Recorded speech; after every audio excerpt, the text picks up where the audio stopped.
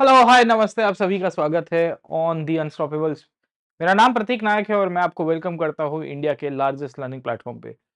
दोस्तों, मेरे पीछे अगर आप एक इमेज देख रहे हो या फोटोग्राफ देख रहे हो, उसके अंदर लिखा गया है कि बिहार आज की तारीख में भारत सरकार से स्पेशल कैटेगरी स्टेट स्टेटस की डिमांड कर रहा है। भारत के अंदर बहुत सारे राज्य हैं जिनके इतिहास के रूप में हमने ये पढ़ा हुआ है, यह आपने करंट अफेयर्स के अंदर देखा होगा कि इन सब राज्य सरकार बहुत बार वी विल सी की केंद्र सरकार से ये कहती है कि हमें स्पेशल कैटेगरी का स्टेटस दे दो, हमें एक टैक्सेशन के अंदर रियायत दे दो, जीएसटी के अंदर कंपनसेशन दे दो। आज का हमारा जो सेशन है उसमें हम लोग इसके रूट के ऊपर जाने की कोशिश करेंगे। रूट का मतलब है कि centre state financial relations not with respect to the modern period, यानी कि आज के दौर में क्या चल रहा है वो नहीं, हिस्टोरिकल कंटेक्स्ट में समझने की कोशिश करेंगे कि भारत के अंदर किस तरह से फाइनेंशियल कंडीशंस का डेवलपमेंट हुआ और ब्रिटिश काल के अंदर जो सेंटर स्टेट रिलेशंस हुआ करते थे, ये सेंटर स्टेट रिलेशंस के तहत कैसे डिसेंट्रलाइजेशन की शुरुआत हुई। ये डिसेंट्रलाइजेशन अल्टीमेटली इंडियन इकोनॉमी को कैसे रूइन करता है, क्योंकि आज के ज्यादातर राज्यों की हमारी जो परिस्थिति है, जहां आप लोग स्टेट्स के फाइनेंसिस को देखते होंगे, तो आपको पता होगा कि ज्यादातर स्टेट गवर्नमेंट जो है, राज्य की सरकारें हैं, ये सब की सब केंद्र सरकार के ऊपर डिपेंडेंट है। और उनको अपनी रेवेन्यू को चलाने के लिए या अपने खर्चे निकालने के लिए बाकी सारे इश्यूज को लेके अगर आप देखोगे तो they are always demanding one और द अदर फंड और the grant from the central government. उसके रूट के ऊपर जाने की कोशिश करेंगे और भारत के अंदर जो ब्रिटिश एडमिनिस्ट्रेशन, खास करके डिसेंट्रलाइजेशन कैसे हुआ, लॉर्ड मेयो का क्या कामकाज था, रिपन का क्या कामकाज था, कर्जन का क्या रोल प्ले था, उसके ऊपर भी चर्चा करेंगे। तो आज बड़ा इंटरेस्टिंग सेशन में लेके आया हूँ हिस्टोरिकल कंटेक्स्ट के अंतर्गत। हिस्टोरिकल कंटेक्स्ट में हम लोग ये देखने की कोशिश करेंगे कि कैसे फाइनेंशियल डिसेंट्रलाइजेशन होने की शुरुआत होती है, विकेंद्रीयकरण, केंद्र और राज्यों के संबंधों के तहत कैसे राज्य सरकारों का निर्माण हुआ। राज्य सरकारों के निर्माण होने के साथ साथ हमें यह भी देखना है कि कैसे राज्य सरकारों को सत्ता मिलती है अपने फाइनेंसिस को गवर्न करने के पॉइंट ऑफ से। और इसी के तहत आज हम लोग एक ऐसे दौर के ऊपर आए हैं जहां आजादी के ऑलमोस्ट 75 साल के बाद भी राज्य सरकारें यानी कि स्टेट गवर्नमेंट्स जो है, वो डायरेक्टली और इनडायरेक्टली सेंट्रल गवर्नमेंट के ऊपर डिपेंडेंट है, यूनियन गवर्नमेंट के ऊपर डिपेंडेंट है। गवर्नमेंट ऑफ इंडिया से तारीख बर तारीख बहुत बार प्लीड किया जाता है, अर्जियां भेजी जाती है और कहा जाता है कि हमें रेवेन्यू के अंदर कुछ ना कुछ हेल्प की जाए। उसी के ही रूट को समझेंगे, पर रूट को समझने से पहले मैं आपको वेलकम करना चाहता हूं अनअकैडमी के प्लेटफॉर्म पे आप सभी को। अनअकैडमी आपके लिए नया बेसिकली सब्सक्रिप्शन या मैं कहूंगा कि ऑफर लेके आया है, जहां आपको 50% डिस्काउंट मिल रहा है, प्लस 12 मंथ का एक्सटेंशन मिल रहा है, 6 मंथ्स का भी एक्सटेंशन है और 18 मंथ्स तक के कोर्स भी आपको अवेलेबल है। अगर आप 1.5 साल का सब्सक्रिप्शन ले रहे हो 2025 के लिए, जहां कॉम्प्रिहेंसिव आपको कवरेज मिलेगा ये कोड के द्वारा, तो you will get around 47,450, almost 1.5 years. हमारी नई बैचेस शुरू हो रही है 23 तारीख के अंदर से 2025 के लिए foundation batch. Art and culture का कोर्स मैंने अभी शुरू किया है और 1 महीने के बाद हम लोग मॉडर्न हिस्ट्री का कोर्स शुरू करेंगे। मैं आपको वेलकम करता हूँ कि आप आइए हमारे साथ। नई बैच लक्ष्य हिंदी के अंदर भी हमने लॉन्च की है। हर एक कोई भी प्रकार का सब्सक्रिप्शन लेने से पहले ये कोड पीएन लाइव जरूर से यूज करिएगा। मैक्सिमम डिस्काउंट आपको ये कोड के द्वारा मिलेगा। Your gateway to Unacademy, your gateway to LBS and double A LBSNAA Lal Bahadur Shastri National Academy of Administration should be via PN live. मैं आपका गाइड, आपका मेंटर, आपका दोस्त, आपका टीचर, हमेशा आपका साथी के रूप में कार्य करूंगा और आपकी जो भी क्वेरीज होगी प्लेटफॉर्म या यहाँ पे यूट्यूब के थ्रू सॉल्व करने की कोशिश करेंगे। हमारी इंटरव्यू प्रोग्राम भी है, इंटरव्यू प्रोग्राम फॉर दो स्टूडेंट्स। इनफैक्ट अनअकैडमी से इस बार ऑलमोस्ट 175 प्लस स्टूडेंट्स ने मेंस की एग्जाम क्लियर की है। यस, मैं हमारे इन हाउस स्टूडेंट्स की बात कर रहा हूँ। Out of the total interview calls, more than 175 plus students have actually got the interviews. Okay, तो उनके लिए हम लोग इंटरव्यू कंडक्ट करा रहे हैं। इसके साथ-साथ और भी स्टूडेंट्स हैं जिनके लिए लास्ट मिनट इंटरव्यू प्रोग्राम है, फ्री का है, अनअकैडमी ही कंडक्ट कराता है। आपको डिस्क्रिप्शन बॉक्स में इसकी लिंक अवेलेबल होगी। आप ज़रूर से इसके अंदर मॉक इंटरव्यू दीजिए। अपनी जो इंटरव्यू की प्रिपरेशन है उसको और शार्पन कीजिए। खैर दोस्तों, वापिस आते हैं और समझने की कोशिश करते हैं कि भारत में फाइनेंशियल डिसेंट्रलाइजेशन का मुद्दा क्यों उठा और कहाँ से उठा। तो दोस्तों, हमेशा याद रखना कि जब से ब्रिटिश एडमिनिस्ट्रेटिव सेटअप भारत के अंदर बन के आया था, and will come to know कि वी विल सी कि जब से ये ब्रिटिश ने भारत के अंदर जो एडमिनिस्ट्रेटिव सिस्टम क्रिएट की थी, उसके तहत हमको एक चीज बहुत प्रोमिनेंटली देखने को मिलेगी। और वो थी सेंट्रलाइजेशन करना हर एक प्रकार का। तो जब से अगर आपने ब्रिटिश कॉन्क्वेस्ट के बारे में थोड़ा बहुत पढ़ा होगा और ब्रिटिश कॉन्क्वेस्ट के तहत अगर आपको थोड़ी बहुत जानकारी होगी कि कैसे बंगाल बंगाल के साथ-साथ मद्रास और मद्रास के साथ-साथ अगर आपको थोड़ा बहुत याद होगा, तो वी हैड डिस्कस्ड कि the British had tried to rule over the regions of the Madras as well sir, ठीक है? तो 3 जगहों के ऊपर जो ब्रिटिश एडमिनिस्ट्रेशन और पॉलिटिकल फ्रेमवर्क था, उसमें पूरा का पूरा सेंट्रलाइजेशन की पद्धति यूज़ की जाती है। जैसे बंगाल के अंदर बैठे हुए जो ब्रिटिश ऑफिशियल्स थे, उन्होंने बॉम्बे के ऊपर भी अपना दबदबा एस्टेब्लिश करने की कोशिश की थी and we will also see कि मद्रास के ऊपर भी दबदबा एस्टेब्लिश करने की कोशिश की थी। और इसी तरह से वी विल फाइंड कि ब्रिटिश एडमिनिस्ट्रेशन की एक खासियत रही है कि उनके अंडर में आने वाले जितने भी प्रोविंसेस थे, उस टाइम पे तो 3 ही प्रोविंसेस थे। इन प्रोविंसेस को कहा जाता था प्रेसिडेंसीज। इस प्रेसिडेंसीज के गवर्नेंस की जो सिस्टम थी, उसमें कहीं न कहीं सेंट्रलाइजेशन आपको देखने को मिलेगा। और ये सेंट्रलाइजेशन जिसे केंद्रीयकरण के रूप में हम लोग पहचानते हैं, ये पॉलिटिकल सेंट्रलाइजेशन भी था और फाइनेंशियल सेंट्रलाइजेशन भी था।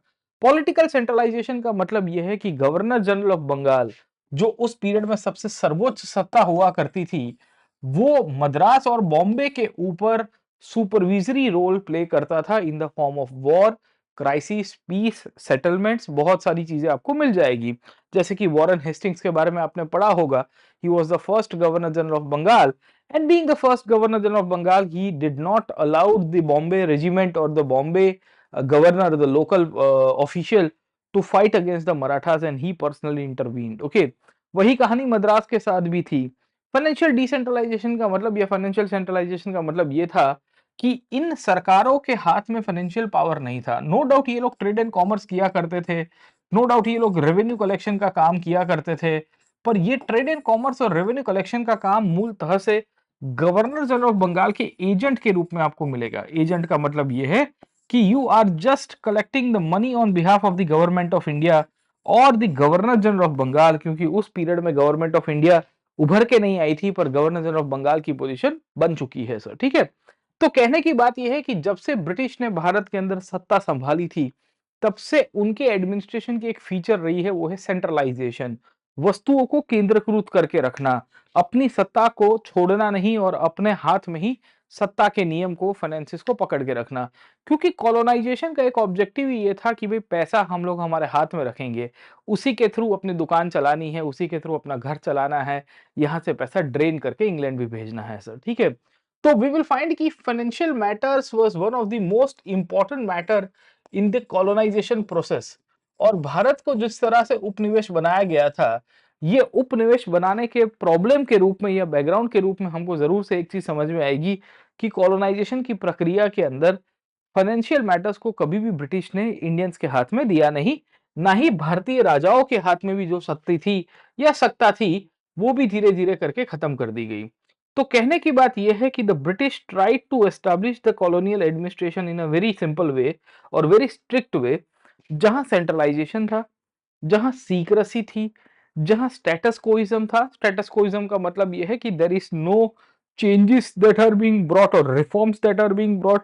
फिस्कल प्रूडेंस के नाम के ऊपर खर्चे कम करने की तो प्रक्रिया आपको मिलेगी ही नहीं, और हर एक चीज सेंट्रल गवर्नमेंट जो है वो अपने हाथ में रखती है, be it political, be it military, be it financial matter sir, okay? अब सवाल ये था कि सेंटर स्टेट रिलेशंस में सर, ओके ना, उस टाइम पे सेंटर क्या था? कलकत्ता हुआ करता था। स्टेट कौन से हुआ करते थे? 2 ही स्टेट थे जो ब्रिटिश के अंडर में आते थे। एक स्टेट था बॉम्बे, दूसरा था मद्रास, उसको भी इन्होंने कंट्रोल करके रखा था। कहने की बात यह है कि the British did not trusted their local officials. The British did not trusted their local, we can say, governors as well, okay? तो हुआ क्या कि ये जो सेंट्रल गवर्नमेंट है, जो बंगाल के अंदर बैठी है, कलकत्ता के अंदर बैठी है, उसका होल्ड कैसे भी करके बॉम्बे और मद्रास नाम का जो दूसरे प्रोविंसेस थे, उसके ऊपर रहेगा। और इस रिस्पेक्टिवली वी विल फाइंड कि ये बॉम्बे और मद्रास के गवर्नर्स अगर पैसा कलेक्ट भी कर रहे हैं, तो they are doing on behalf of the Bengal government, यानी कि बंगाल की जो सरकार, यहाँ पे जो गवर्नर जनरल ऑफ बंगाल बैठा हुआ है, इसी के लिए इनका पूरा मनी कलेक्शन की सिस्टम चलती थी। आपने परमानेंट सेटलमेंट के बारे में सुना होगा, लेटर ऑन रैयत वाली सिस्टम आई, महाल वाली सिस्टम आई। इन सब व्यवस्थाओं के अंदर अल्टीमेटली पैसा यहाँ पे जाता था गवर्नर जनरल ऑफ बंगाल के पास, यानी कि गवर्नमेंट ऑफ इंडिया की जो प्रक्रिया है उसी के साथ आपको ये चीजें देखने को मिलेगी sir. Getting a point? Okay. तो हमें ये क्लैरिटी होनी चाहिए, the British never allowed any kind of decentralization. In fact Bharat के अंदर जो प्रिंसली स्टेट्स है ना, प्रिंसली स्टेट्स, यानी कि जो रजवाड़े हुआ करते थे 18 सेंचुरी के अंदर, अवध हुआ करता था, बंगाल हुआ करता था, हैदराबाद हुआ करता था, इन सबको भी धीरे धीरे धीरे ब्रिटिश ने जब अपने अंडर में लिया, अपने कंट्रोल में लिया, तो इनकी भी रेवेन्यू और इनकी भी फाइनेंसिस ब्रिटिश ने अपने अंडर में लेने की कोशिश की थी। यहाँ इनडायरेक्टली अपने हाथ में लेने की कोशिश करेंगे, यहाँ डायरेक्टली था। सो ब्रिटिश एडमिनिस्ट्रेशन की एक खासियत है, वो है सेंट्रलाइजेशन को लागू करना, एडमिनिस्ट्रेशन में, फाइनेंसिस में, गवर्नेंस सिस्टम के अंदर। भारत के अंदर जैसे जैसे समय आगे गया, वैसे वैसे जरूरत पड़ती गई और उनको फिर रिफॉर्म्स लाने की आवश्यकता हुई। आपको इस टॉपिक के अंदर से मैं बता देता हूं कि प्रीलिम्स में भी सवाल आ सकता है, मेंस के अंदर भी सवाल आ सकता है सर, ठीक है। तो आपको बेसिकली ये जो फाइनेंशियल डिसेंट्रलाइजेशन का जो टॉपिक है, वहां आपको क्लैरिटी पता होनी चाहिए कि इसमें से जो सवाल आएगा, ये सवाल मुख्य परीक्षा के अंदर क्या आएगा सर, ठीक है। तो मुख्य परीक्षा के अंदर आपको पूछा जाएगा कि हाउ द फाइनेंशियल एडमिनिस्ट्रेशन और the governance system of India ruined the states of the country. Bharat के जो राज्यों की आज की डिमांड है, जैसे बिहार आज की तारीख में मांग रहा है, बिहार तब से पुअर कर दिया गया था। Bihar used to be one of the richest provinces in the pre British era, क्योंकि आप देखोगे मुगल्स के समय पे या उसके भी एंशिएंट पीरियड के समय से, जहां पे पाटलिपुत्र भारत की राजधानी हुआ करती थी, आज वही बिहार की स्थिति ये होगी। ब्रिटिश काल तक आते आते वहां अकाल के ऊपर अकाल पड़ रहा है, खाने पीने की किल्लत हो गई है, क्राइसिस क्रिएट हो गया। ये कैसे हो गया दोस्तों? उसके पीछे ब्रिटिश रेवेन्यू पॉलिसी रिस्पॉन्सिबल है, और एक रेवेन्यू पॉलिसी है, वो है एडमिनिस्ट्रेटिव गवर्नेंस सिस्टम, जहां सेंट्रलाइजेशन किया गया था ऊपर की सरकार के द्वारा। तो जो भी पैसा था वो राज्य सरकारों के हाथ में रहता ही नहीं था, अल्टीमेटली पास आउट हो जाता था। ये डिसेंट्रलाइजेशन में से आपको यहां से सवाल आएगा। दूसरा, प्रीलिम्स के अंदर आपको जो इसके अंदर से सवाल पूछा जा सकता है, उसमें गवर्नर सेंट्रिक आपको सवाल पूछा जा सकता है, जिसने फाइनेंशियल डिसेंट्रलाइजेशन को लेकर रिफॉर्म्स इश्यू किए थे। उसमें खास करके लॉर्ड मेयो का रिजोल्यूशन, आपको रिपन का रिजोल्यूशन, और रिपन के साथ साथ आपको कर्जन का रिजोल्यूशन पता होना चाहिए, कि जिसके कार्यकाल के अंदर थोड़े बहुत बदलाव होने की शुरुआत हुई in the, we can say, financial side और the financial aspect as well. इसके सिवाय मॉन्टफोर्ड, मॉन्टेग्यू चेम्सफोर्ड, यानी कि चेम्सफोर्ड के समय के कार्यकाल, और 1935 के अंदर खास करके 1909 या 1919 सर, है ना, जिसे गवर्नमेंट ऑफ इंडिया एक्ट के रूप में पहचानते हैं, और 1935 की गवर्नमेंट ऑफ इंडिया एक्ट, यहाँ पे भी फाइनेंशियल साइड के ऊपर कुछ कुछ बदलाव हुए थे, वो हमको क्लैरिटी के अंदर पता होना चाहिए सर, ठीक है। तो कहानी ये है कि ब्रिटिश हमेशा भारत के अंदर, जब से कंपनी का एडमिनिस्ट्रेशन चला था, या कंपनी के एडमिनिस्ट्रेशन के बाद जब ब्रिटिश क्राउन ने टेक ओवर किया, तो 1857 के पहले और 1857 के बाद वाले पीरियड के अंदर आपको एक चीज बहुत प्रोमिनेंटली देखने को मिलती है, वो है सेंट्रलाइजेशन। डिसेंट्रलाइजेशन ब्रिटिश सरकार या ब्रिटिश पार्लियामेंट के द्वारा भी नहीं किया जाता था, क्योंकि सरकार भी चाहती थी कि पूरी कंपनी के फाइनेंसेस उसके हाथ में रहे, करप्शन ना हो, लीकेज को कैसे भी करके रोका जाए सर, ओके। तो over a period of time we will come to know कि जब रेगुलेटिंग एक्ट पास किया जाता है, रेगुलेटिंग एक्ट के अंदर भी हमें सेंट्रलाइजेशन की एक पद्धति देखने को मिलती है। ये पद्धति के अंतर्गत गवर्नर जनरल ऑफ बंगाल की सत्ता को जिस तरह से क्रिएट किया गया था, और कहा गया था कि आपके पास बॉम्बे और मद्रास के ऊपर सुपरवाइजरी पावर होंगे, उसमें फाइनेंशियल पावर्स भी हुआ करते थे। सादी भाषा में बॉम्बे और मद्रास की जितनी भी सरकारें थी, जो प्रेसिडेंसीज की गवर्नमेंट कहा जाता था उस पीरियड में, क्योंकि British never use the word provinces in the early era, they use the term presidencies.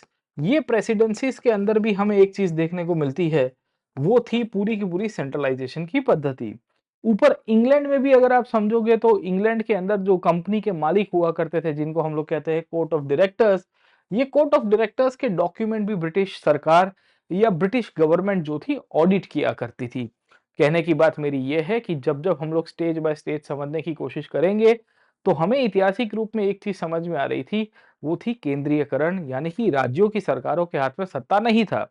ये पैसा भारत से रेवेन्यू के रूप में लिया गया, प्लंडर के रूप में लिया गया, प्रॉफिट के रूप में लिया गया, यहाँ इधर-उधर का व्यापार के रूप में लिया गया, अंडर टेबल करप्शन के रूप में लिया गया। ये सब कुछ केंद्रीय ताकतें लेके चली जाती थी, यानी कि कंपनी के कर्ता-हर्ता या ब्रिटिश सरकार के अंदर बैठे हुए ब्रिटिश पार्लियामेंटेरियंस।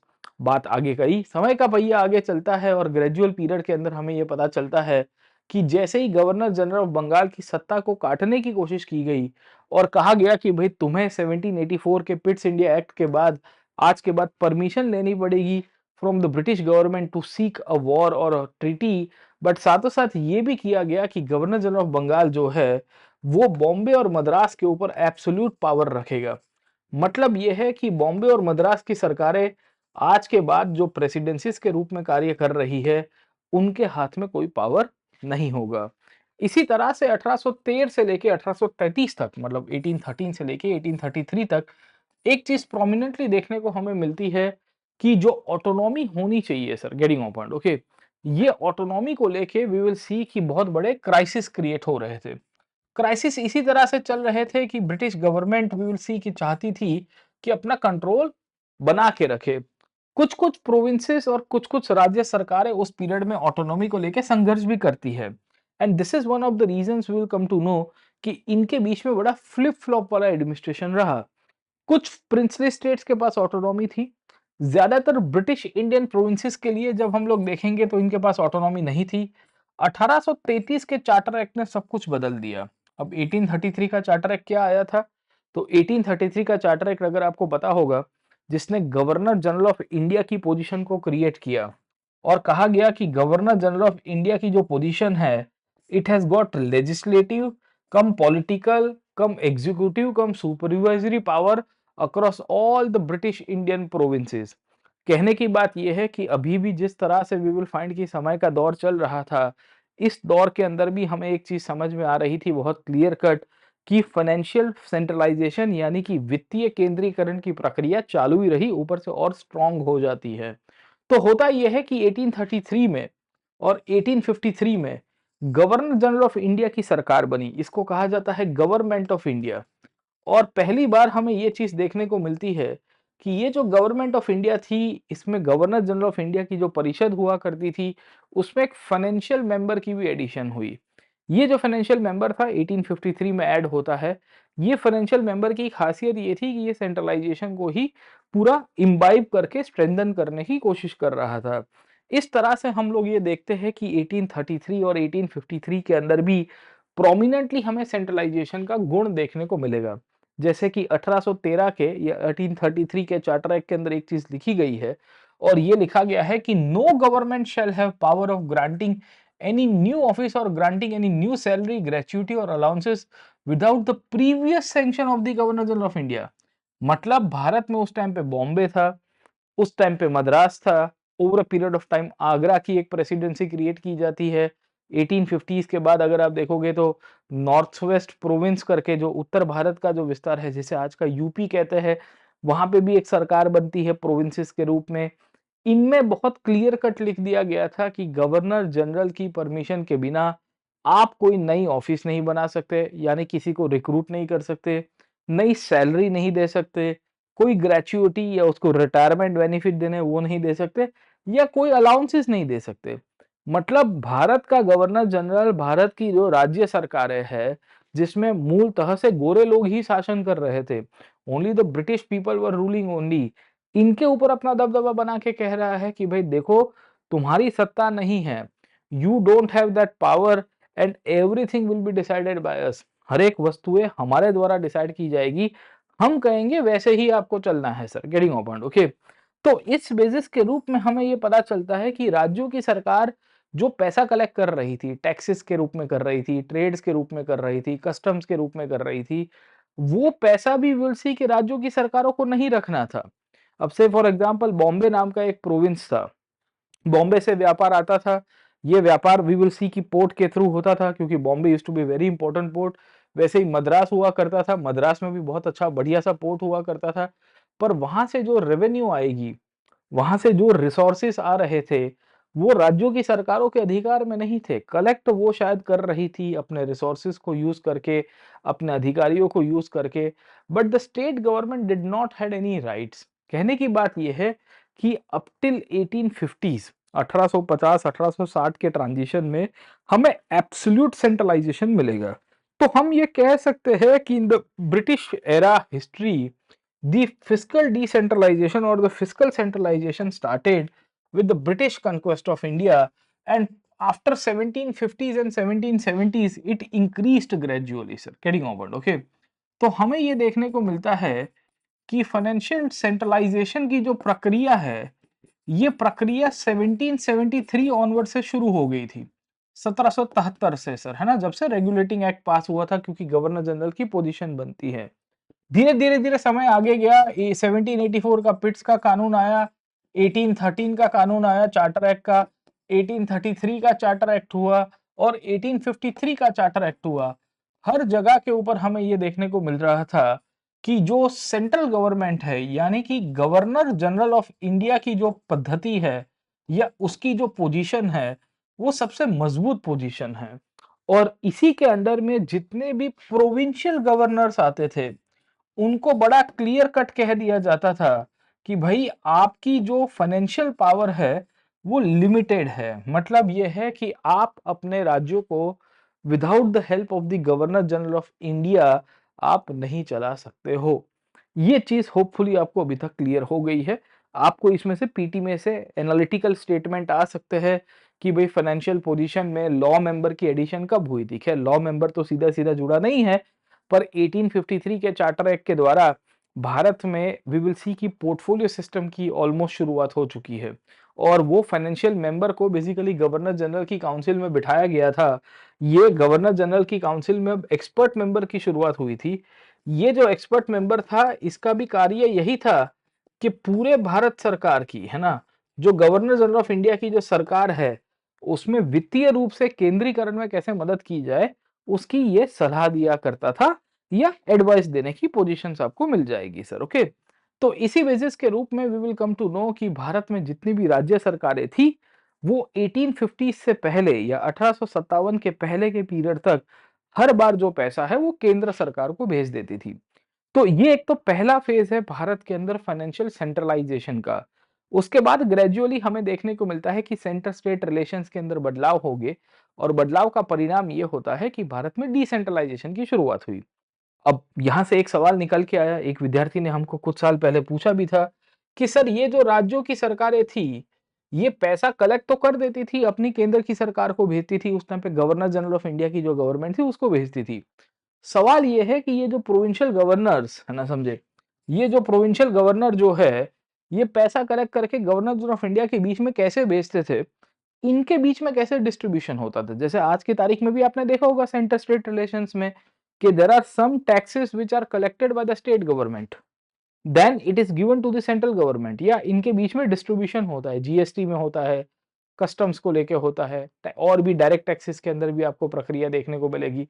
तो उसी बेसिस के रूप में हमको ये क्लैरिटी होनी चाहिए कि भाई उस दौर में सेंटर स्टेट रिलेशंस के अंदर कैसी जो टैक्सेशन सिस्टम है या वी विल फाइंड की फाइनेंशियल सिस्टम है उसको डिवाइड किया गया था सर, गेटिंग ऑन ओके। तो याद रखिएगा कि eight that time the provincial government many a times collected the revenue, मैंने बताया लैंड रेवेन्यू उस पीरियड में किया करती थी सर। ओके, और ये लोग क्या करते थे कि अपना एक एस्टिमेट बनाते थे, ये एस्टिमेट बना के केंद्र सरकार को भेजते थे और उस टाइम पे गवर्नर जनरल ऑफ इंडिया की सरकार थी, उसको भेजते थे और उसको जाके कहते थे कि देखो सर हमारे अगले महीने का एस्टिमेट हमने निकाला है या अगले साल का एस्टिमेट निकाला है, अगले 12 महीने हमें 100 करोड़ की जरूरत पड़ेगी या 50 करोड़ की जरूरत पड़ेगी या 25 करोड़ की जरूरत पड़ेगी। गवर्नर जनरल ऑफ इंडिया जो है, वो लोकल गवर्नमेंट की जो नीड होती है, उस हिसाब से ग्रांट सेक्शन करेगा सर, ठीक है। सादी भाषा में पैसा तो लोकल गवर्नमेंट कलेक्ट करती है, वो पैसे की जो तिजोरी है या जमा होता है कहाँ पे होता है, केंद्र सरकार यानी कि गवर्नर जनरल ऑफ इंडिया की जो तिजोरी थी उसके अंदर। उसमें से फिर over a period of time हमें ये पता चलता है कि ये जो लोकल सरकारें थी, ये गवर्नर जनरल को अर्जी लिखती है। अर्जी लिखने के बाद गवर्नर जनरल उसको कहता है कि भाई देखो, तुम्हारा 12 महीने का मुझे बजट बताओ कि कितना तुम्हारा खर्चा आएगा, उस हिसाब से मैं तुम्हें ग्रांट दे रहा हूँ। सादी भाषा में अभी भी सेंट्रलाइजेशन है। पाई-पाई के मोहताज हुआ करते थे जितने भी ब्रिटिश अधिकारी और थोड़े बहुत इंडियंस जो ये एडमिनिस्ट्रेशन का पार्ट थे सर, ओके। तो हमें क्लैरिटी होनी चाहिए कि उस पीरियड में भारत का कर्ता-हर्ता कौन था? आपको यूपीएससी प्रीलिम्स के अंदर फैक्ट पूछ देगा और ये फैक्ट कंसेप्ट के साथ पूछेगा कि who was the ultimate interpreter और who was the ultimate controller of the financial matters of the state when it comes to the British colonial administration in India. एक बार सवाल आ चुका था गवर्नर के रोल के ऊपर, आई गेस 2-3 साल पहले ही प्रीलिम्स के अंदर पूछा था। उसी कंसेप्ट को रिवाइव करके और रिवाइज करके यूपीएससी फिर से आपको यहाँ से सवाल पूछ सकता है। तो याद रखना कि गवर्नर जनरल ऑफ इंडिया के हाथ में अल्टीमेट पावर हुआ करता था। इसी बेसिस के रूप में जो राज्य की सरकार थी वो करती क्या थी? तो राज्य की सरकारों के पास कोई ऑप्शन था नहीं, उनको भजिया तलना पड़ता था। भजिया तलने का मतलब ये है कि वो ना ही किसी को रिक्रूट कर सकते हैं without the governor general of India's permission, ना ही कोई चेंज कर सकते हैं। हर छोटी-छोटी बात के ऊपर उनको अपने गवर्नर जनरल की या गवर्नर जनरल ऑफ इंडिया की परमिशन लेनी पड़ती थी और इसी बेसिस के रूप में हमको ये पता चलता है कि गवर्नर जनरल ऑफ इंडिया इनको डोमिनेट करता था। ये प्रथा 1857 और 1860 तक चलती रही है, 1860 तक, ओके। बट धीरे-धीरे करके हमें ये देखने को मिल रहा है कि इस सिस्टम के अंदर लोगों ने सवाल उठने शुरू किए और क्रिटिसिज्म हुआ। आप देखिए कि too much centralization led to the 1857 revolt, है ना? सही की गलत? ओके। अगर आप फाइनेंशियल मैटर को छोड़ दीजिए, इवन भारत के अंदर ब्रिटिश इकोनॉमिक, रेवेन्यू और पॉलिटिकल जितनी भी पॉलिसीज थी, मिलिट्री पॉलिसीज थी, रिलीजियस पॉलिसीज को अगर आप पढ़ोगे, तो आपको एक चीज बड़ी प्रोमिनेंटली देखने को मिलेगी और वो ये थी कि ब्रिटिश ने जिस तरह से सेंट्रलाइजेशन किया था, ये सेंट्रलाइजेशन का रिएक्शन भी आया और ये रिएक्शन कोई और बेसिस के रूप में नहीं आया, पर 1857 के अंदर रिवॉल्ट के रूप में आया, क्योंकि भारत के सैनिक भी इससे नाराज हो गए थे। हर छोटी-छोटी बात के ऊपर खर्चा कम कर देना, ये बेसिकली उनके लिए बड़ा घातकी रहा।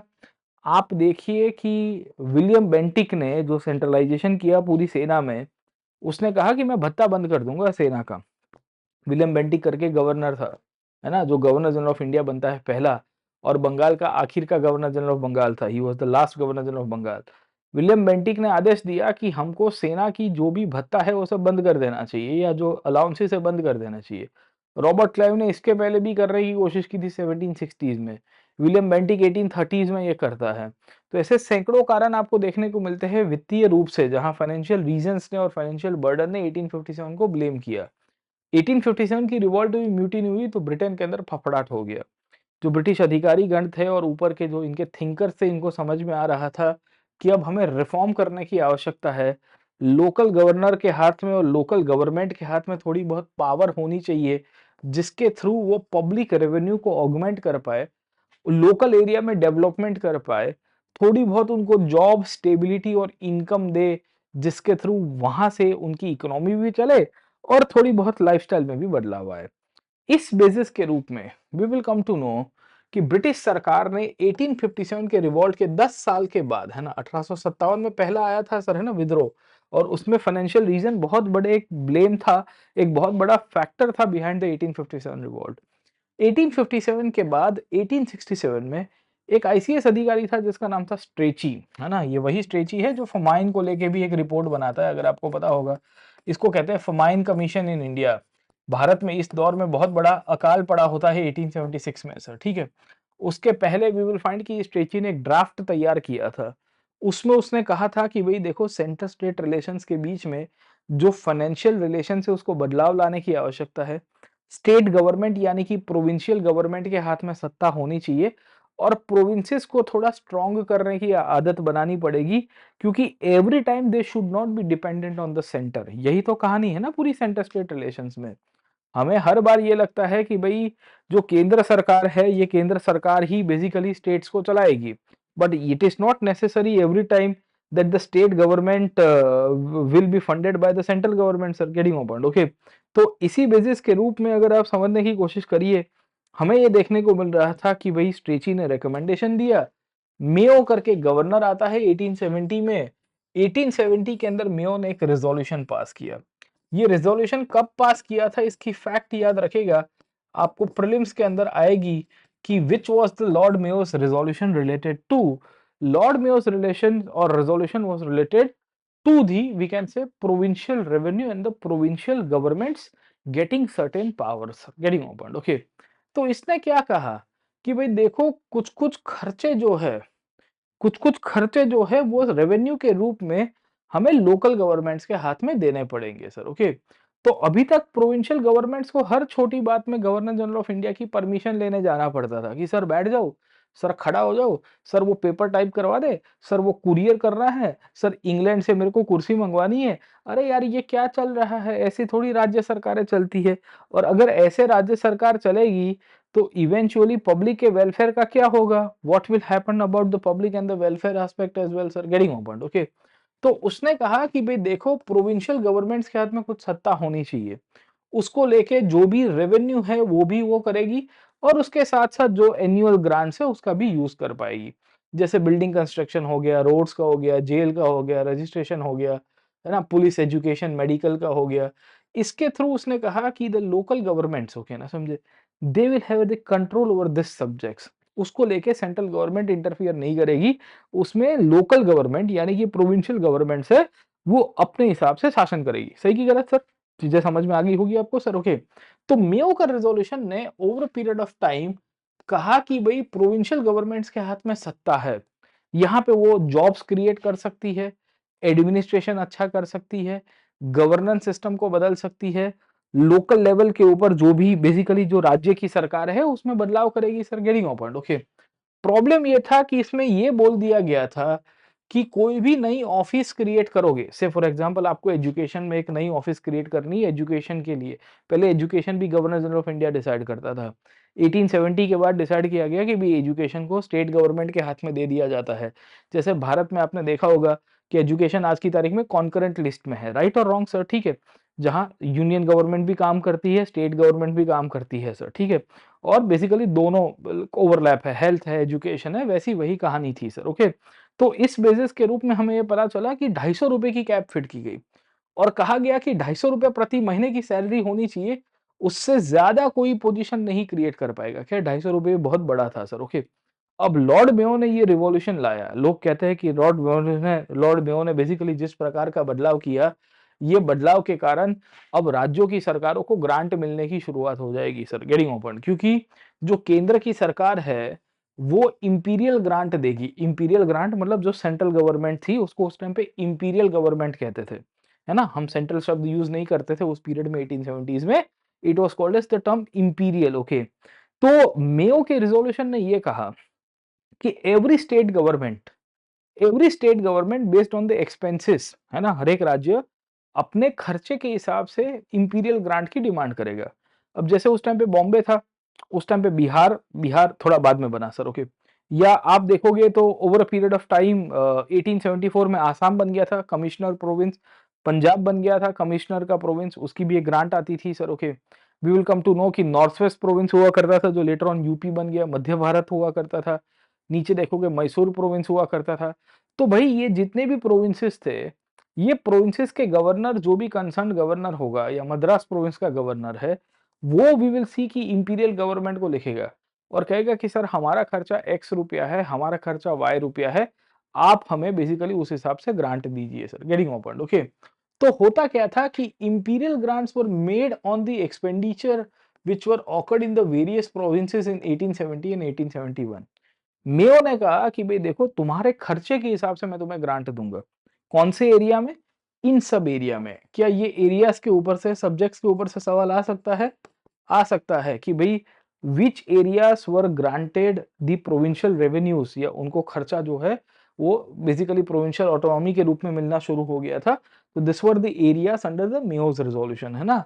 तो याद रखना, जेल, पुलिस, ये सब के सब आज की तारीख में भी स्टेट लिस्ट में ही आते हैं ज्यादातर sir, getting on point? Okay.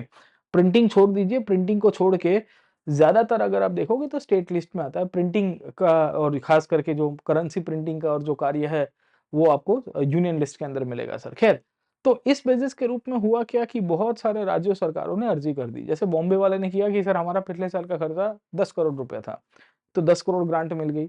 Madras वालों ने कहा कि सर हमारा खर्चा 5 करोड़ ही था, हम बैकवर्ड थे या हम लोग के पास उतने रेवेन्यू रिसोर्सेस नहीं थे, तो उनको वी विल सी की पनिश किया जाएगा। पनिश क्यों किया जाएगा? क्योंकि उनकी इकोनॉमी बैकवर्ड रही, उनका पिछले साल का जो खर्चा है वी विल सी की कम हो गया, या उनका एग्जिस्टिंग ईयर का खर्चा, तो ये तो गलत है ना सर। तो कोई यूनिफॉर्मिटी नहीं थी सर, गेटिंग ओवर्ड? ओके। तो राज्य की सरकारों को वी विल फाइंड कि इतने एरिया में अब रेवेन्यू ऑगमेंट करने के मौका मिला। तो ये क्या करते थे कि इन सब एरियाज को सस्टेन करने के लिए, जैसे मेडिकल सर्विसेज को सस्टेन करना है, उसके लिए अब उनको खुद का वी विल सी कि खर्चा निकालना पड़ेगा, क्योंकि यूनियन गवर्नमेंट ने मना कर दिया था कि भई उस टाइम पे जो इंपीरियल गवर्नमेंट थी, तो इस बेसिस के रूप में क्या करती थी, राज्य सरकारें टैक्सेस बढ़ा देती थी। तो ये जो सेंटर स्टेट रिलेशंस में डिसेंट्रलाइजेशन होने की शुरुआत तो हुई, लॉर्ड मेयो के डिसेंट्रलाइजेशन रिज़ॉल्यूशन में हमें एक चीज़ देखने को मिलती है कि डिसेंट्रलाइजेशन होता तो है, पर डिसेंट्रलाइजेशन के कारण भारतीय लोगों का शोषण बहुत बढ़ेगा सर, ठीक है? क्योंकि होता क्या है कि हर एक प्रोविंस को अपने रिसोर्सेज को अब ऑगमेंट करना था। उसको सेंट्रल गवर्नमेंट से थोड़ी बहुत ग्रांट मिलती थी उस टाइम पे इंपीरियल गवर्नमेंट के रूप में, पर बाकी सारी चीजें वी विल सी कि उसको खुद मैनेज करनी होती थी। अब यहाँ की जो राज्य की सरकार है उसमें इंडियंस तो बैठते नहीं थे कि वो किसानों का सोचेंगे, इंडस्ट्रियलिस्ट का सोचेंगे, वर्कर्स का सोचेंगे, वेलफेयर का सोचेंगे। 1870s के दशक में सबके सब गोरे लोग थे जो राज्य की सरकारों को चला रहे थे, ब्यूरोक्रेट्स थे, बड़े-बड़े एरिस्टोक्रेटिक समाज के लोग थे, लॉर्ड सोसाइटी के लोग थे। तो क्या आपको लगता है कि लॉर्ड मेयो के द्वारा जो रिज़ॉल्यूशन पास किया और इसमें ये कहा गया कि देखो भारत के अंदर फाइनेंशियल डिसेंट्रलाइजेशन हुआ, लोकल सेल्फ गवर्नमेंट का उद्भव होने की शुरुआत हुई और इसके through we will come to know कि वेलफेयर होगा? बिल्कुल नहीं। पर मेयो ने एक बेंचमार्क एस्टेब्लिश किया था। इसी बेंचमार्क को वी विल सी कि धीरे-धीरे करके लिटन, रिपन और कर्जन सर, ओके ना? 1877 में, 1882 में और 1904 में एड्रेस करने की कोशिश करेंगे और कहेंगे कि हमें अब बजटिंग सिस्टम को रिफॉर्म करना है, हमें राज्यों की सरकार को थोड़ा और स्ट्रेंथन करना पड़ेगा और बदलाव लाने की आवश्यकता करनी है sir. Carrying on point, okay. तो सबसे पहला बदलाव वी विल सी कि लिटन ने किया और कहा कि I want to give more and more of financial decentralization to the provincial governments. जैसे कि लैंड रेवेन्यू थी, एक्साइज था, स्टैंप था, है ना? एडमिनिस्ट्रेशन था, स्टेशनरी था, जस्टिस था। इन सबको लेके जो खर्चा पानी होता था, एडमिनिस्ट्रेशन का प्रॉब्लम था, क्योंकि ये सब भी यूनियन गवर्नमेंट करती थी या उस टाइम पे सेंट्रल गवर्नमेंट करती थी। गवर्नर जनरल ऑफ इंडिया की सरकार कर रही थी। लिटन कह रहा है कि ये सब चिंदी-चिंदी बातें, छोटी-छोटी बातें, ये छोटी-छोटी बातों में हम में क्या करेंगे, है ना? हमको तो कुछ बड़ा काम करना है sir, getting my point, okay. तो इस बेसिस के रूप में वी विल फाइंड कि इनके फंक्शन प्रोविंशियल गवर्नमेंट को दिए गए। इसके रिलेटेड जो भी रेवेन्यू कलेक्शन का काम है वो भी स्टेट करेगा। प्रॉब्लम ये था कि स्टेट अपना बर्डन फिर बढ़ा देता है किसानों के ऊपर, क्योंकि स्टेट को पता है कि अब खर्चा चलाना है अपने हिसाब से। अब यूनियन गवर्नमेंट से या उस टाइम पे इंपीरियल गवर्नमेंट जो थी, उससे पैसे मिलेंगे नहीं तो क्या करेंगे सर, ठीक है ना? तो this is how we will come to know कि लिटन के समय पे बदलाव हुए, याद रखिएगा sir, getting my point, okay. और कहा गया कि अगर राज्य सरकारें ज़्यादा पैसा कलेक्ट कर देती हैं, तो उसको केंद्र सरकार को वापस देना पड़ेगा sir, okay, getting my point, okay. तो any surplus which was above the estimated income, it was to be shared to the extent of one half with the government of India. मतलब अगर राज्यों की सरकारों की एक्सपेक्टेशन है ₹100 की और उनको ₹100 की रेवेन्यू आ गई इतने विषयों के अंदर और 100 की जगह 150 आई, तो जो ₹50 एक्स्ट्रा आया उसका आधा रुपया जो या 50% जो है वो सरकार लेके जाएगी, जो गवर्नर जनरल ऑफ इंडिया की सरकार होगी। तो governor general of India indirectly we will see कि राज्य सरकारों को मोटिवेट करता रहा कि आप लूटिए, है ना? आप अपने राज्यों के ऊपर टैक्सेस बढ़ाइए, उससे जितनी रेवेन्यू ऑगमेंट करोगे उतना ही फ़ायदा होगा। आपको जान के बड़ी हैरानी होगी, इस दौर में कभी भी आपको डेफ़िसिट बजट नहीं मिलेंगे। हर बार आपको सरप्लस देखने को मिलेंगे। रेवेन्यू सरप्लस हम कहते हैं ना सर, ओके। आज की तारीख में रेवेन्यू सरप्लस बजट लाना बहुत ही मुश्किल है, क्योंकि खर्चा ज़्यादा है और वी विल सी कि हमारी इनकम कम है, बहुत सारी चीज़ें आपको मिलती है सर। ख़ैर, तो over a period of time Lytton ने ये बदलाव किए। ये बदलाव को रिपन आगे लेके गया और रिपन ने कहा कि भई देखिए, यहाँ इंपीरियल हेड और प्रोविंशियल हेड के बीच में बड़ा कन्फ्यूजन है सर, ओके। हमें क्या करना चाहिए कि अब रेवेन्यू को अलग तरह से डिवाइड कर देना चाहिए। पहले क्या था कि सब कुछ पैसा केंद्र सरकार के पास जाता था, फिर कुछ राज्यों पे जाता था, फिर उसमें से वी विल सी कि शेयर दिया जाता था ग्रांट के रूप में। लिटन ने आके कुछ विषयों के अंदर we will come to know कि इंपीरियल हेड के अंदर एक अलग सिस्टम क्रिएट की, प्रोविंशियल गवर्नमेंट्स के लिए अलग सिस्टम क्रिएट की। इसने उस पीरियड में 3 नए-नए लिस्ट बनाए सर, है ना? समझे कि नहीं समझे? Getting my point, okay. उसने 3 नए-नए टाइटल्स बना दिए सर, याद रखिएगा सर, ओके। एक था provincial head, imperial head and the divided head, अगर आप देख रहे हो ना सर, ओके। एक था इंपीरियल हेड, दूसरा था प्रोविंशियल हेड और तीसरा था divided head sir, getting my point. और कहा गया कि जितने भी सोर्सेस ऑफ रेवेन्यू है, सोर्सेस ऑफ रेवेन्यू मतलब आय के जो स्रोत है, वो हम डिवाइड करेंगे। जितने भी इंपीरियल हेड में आने वाले विषय है, जैसे कोई वी विल सी कि इनकम टैक्स हो गया उस दौर के अंदर, तो वो सीधा इंपीरियल हेड में होगा। प्रोविंशियल हेड में ऐसे विषय से फॉर एग्जांपल लैंड रेवेन्यू है ना, it was part of the provincial governments, तो उसका जो इनकम है सीधा प्रोविंशियल गवर्नमेंट्स के अंदर ही होगा। कुछ विषय ऐसे होंगे जिसको डिवाइडेड हेड में डाला गया, मतलब आज की तारीख में यूनियन लिस्ट, कॉन्करेंट लिस्ट और फेडरल क्या कहते हैं स्टेट लिस्ट के रूप में हम डिवाइड किया है, कुछ वैसा ही उसने कहा।